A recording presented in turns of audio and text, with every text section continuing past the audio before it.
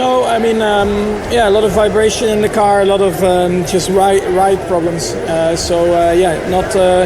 Not what we want, but I mean, besides that, I think also we just don't have the grip. The middle sector is terrible, so just can't get the car to turn, but at the same time also I can't really rely on the rear. So yeah, for us just quite poor, I would say. That's what it is. Max Verstappen, chasing his 5th world title, called the RB21 completely broken and undrivable right after sprint qualifying. Yes, you heard that right. This wasn't just a bad session, it was a breakdown in trust between driver and machine. Verstappen was left stranded in 6th, while his title rivals started from pole. But what really stunned the paddock wasn't his lap time, it was what he said next. The raw frustration. The public honesty. And the implications for Red Bull's technical team heading into Sunday. Stay with us, because what Verstappen revealed post-session could be the beginning of a bigger unraveling and maybe, just maybe, a crack in Red Bull's title armor. The moment Max Verstappen stepped out of the car in Brazil, the body language said everything.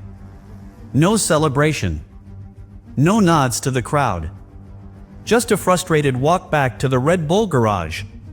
Sprint qualifying at Interlagos had just ended, and Verstappen was only 6th. That in itself was a surprise. But what followed? That changed the entire tone of the weekend.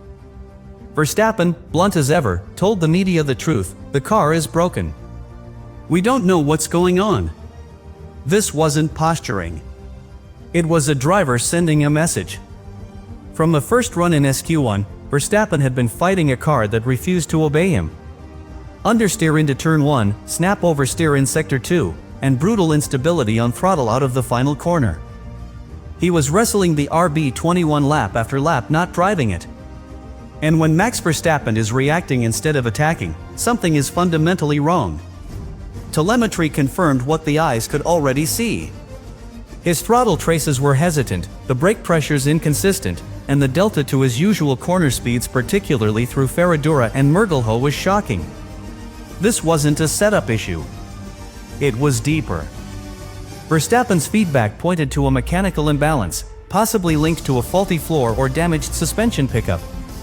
Red Bull engineers were already under the car before he had even taken his gloves off. But beyond the technical headache, the psychological signal was even louder. Verstappen does not call a car broken unless it truly is. He's built his dominance on extracting pace from every window, even when conditions are poor. But in Brazil, for one of the few times in the last 3 seasons, he sounded cornered. Not by rivals. By the tools. The irony? This was supposed to be Red Bull's bounce-back weekend. After a tense result in Mexico, the team had brought revisions to Interlagos, rear wing tweaks, a new beam wing configuration, and revised damper tuning. On paper, the package should have favored Verstappen. But theory collapsed under the Sao Paulo asphalt. And in the heat of the paddock, as media swarmed and the championship picture kept shifting, Verstappen made it clear this wasn't just a bad run. It was a warning. "We've gone backwards," he said. "I'm not here to fight the car, I'm here to fight for wins." And that comment? That one line might be the start of a much larger conversation inside Red Bull Racing. From the very first laps of sprint qualifying, Max Verstappen felt something was off. And not in the way a driver complains about understeer or grip, this was structural. The car felt unbalanced under braking. Inputs through the wheel returned strange feedback. Traction zones where Red Bull normally excels became random. He described it as reactive, not predictable. That's one of the most damning words Verstappen can use about a car. The RB21 was built around consistency. One of its greatest strengths across the 2025 season has been platform stability, a car that responds the same way, lap after lap. That's what allows Verstappen to push deeper, later, more aggressively. But in Brazil, the floor may have been compromised. Engineers later admitted to looking into potential damage from a curb strike in FP1. If a floor component cracked or came loose, it would have wrecked airflow and balance across every corner. In a track like Interlagos, short, bumpy, and technical, even a small deviation in rake or underbody airflow can ripple through the entire setup. The car becomes snappy under load. The rear won't follow. And for Verstappen, who thrives on mid-corner commitment, that destroys confidence. He's not a driver who eases into corners. He throws the car at them, and in Brazil, the car simply refused to catch. The data from SQ2 and SQ3 was clear. Compared to Perez, Verstappen was losing time in specific phases, not entry, not exit, but during rotation. That's the hallmark of aero imbalance. And with the car no longer producing consistent downforce mid-corner, Verstappen had to lift where he would normally hold throttle. At this level, that's the difference between pole and sixth. Red Bull's engineers were seen scanning the floor with thermal sensors and laser alignment tools just minutes after the session. That tells you how serious the situation was.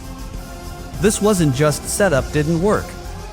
It was something broke and we don't know what yet.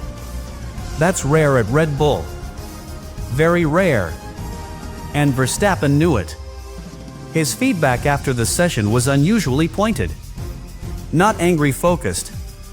"This isn't normal," he said. "We'll look into it," but the car felt completely off. "I couldn't attack. I couldn't trust it." For someone who usually adapts to anything thrown at him, that statement carries weight. He wasn't just frustrated. He was disconnected.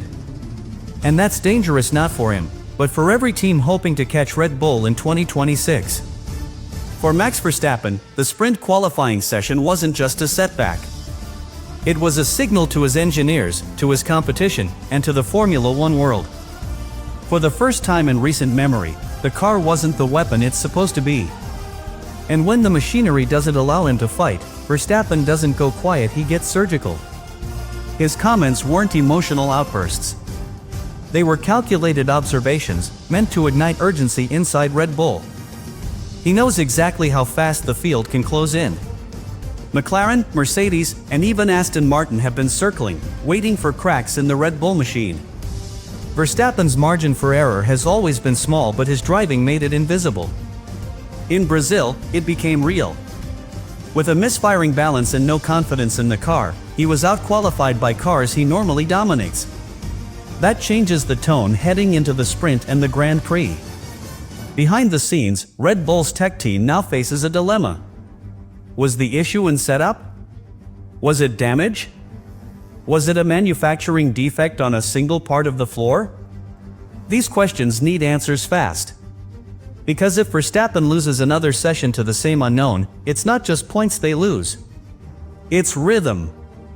And in a title fight that's tighter than it looks on paper, rhythm is everything. But perhaps the most critical consequence lies within Verstappen himself.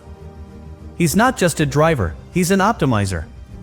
His confidence comes from knowing what the car will do corner after corner, lap after lap. When that foundation is shaken, even he has to lift. Brazil reminded everyone that even the best need a machine that responds. And when it doesn't, the result is a rare vulnerability in an otherwise bulletproof campaign. For Christian Horner and the leadership at Red Bull, this is a test of their own system. They built their reputation on consistency and technical brilliance. But that brilliance only works when problems are solved quickly. Verstappen's feedback has always been brutally efficient. Now the pressure is on to deliver a fix that not only stabilizes the car but restores his trust in the entire package. Because make no mistake, when Verstappen says something is wrong, it's not a request. It's a demand. And if Red Bull wants to keep him untouchable through the final races of the year, they have one job: listen carefully, act quickly, and give Max back the weapon he needs to finish the season the way he started it, absolutely dominant. When Max Verstappen spoke to the press after the sprint qualifying session, his message wasn't loud, it was sharp. He didn't hide the problem. "There's something wrong," he said. "We'll investigate." But that wasn't normal. Simple words. But coming from him, they carried weight. Verstappen rarely criticizes the car publicly unless there's something deeply flawed. In Brazil, he didn't just feel off, he felt compromised. What followed behind closed doors was immediate. Red Bull mechanics began teardown procedures on the rear end. A complete floor scan. Ride height checks. Aero sensor reviews. Verstappen stayed involved as always, looking at overlays, comparing data with his usual reference laps. That's who he is. Even in frustration, he remains clinical. No blame. Just precision. His job is to deliver performance. And when the tools fail him, he works twice as hard to get back on top. Looking ahead, the variable could be the weather. Rain is forecasted for the sprint and possibly for the race itself. And when conditions are unstable, Verstappen becomes something else. His car control, his risk calibration, and his ability to adapt make him the most dangerous driver on the grid. If Red Bull can fix the platform and the rain arrives, expect a recovery drive that reminds everyone why he's the benchmark. But there's a deeper story here. This wasn't just one bad session. It was a wake-up call. A reminder that even dynasties can stumble. Verstappen isn't worried, but he's watching. And so are we. Because how Red Bull responds in the next 24 hours will say more about their title credentials than any press release or telemetry graph ever could. For Max Verstappen, this sprint weekend in Brazil may go down as a glitch or as a pivot point. It all depends on what happens next. Because when you give him the right tools, he dominates. But when you don't, he demands better. And that, more than anything, is what makes him the most complete driver of this generation.